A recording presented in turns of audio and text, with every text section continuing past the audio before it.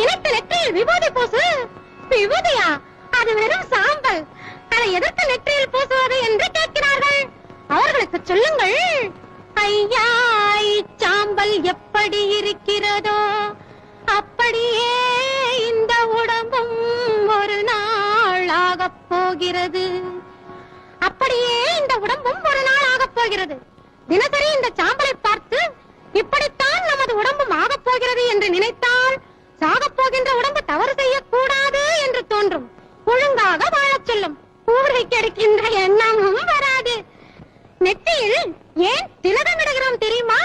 அப்பன் பரமனுக்கு இருப்பது 3 கண்கள், பிறந்த மனிதனுக்கு இருப்பது 2 கண்கள். அந்த 3வது ஞானக்கண் தான் மனிதர்களாலே நெற்றியில் வைக்கப்படுகிறது. நெற்றியில் நீ எப்போது திலகமிடுகிறாயோ அப்போதே உன் ஞானக்கண் திறக்கப்படுகிறது. சித்தத்தை நீராட்டும் திருநீரு ஞானம் திலகத்தில் வந்துவிடும் பலவாறு. சத்திய சைவம் சொன்ன வரலாறு இதை தற்புரியும் அறிவான் ஒருவாறு. இதை தற்புரியும் அறிவான் ஒருவாறு.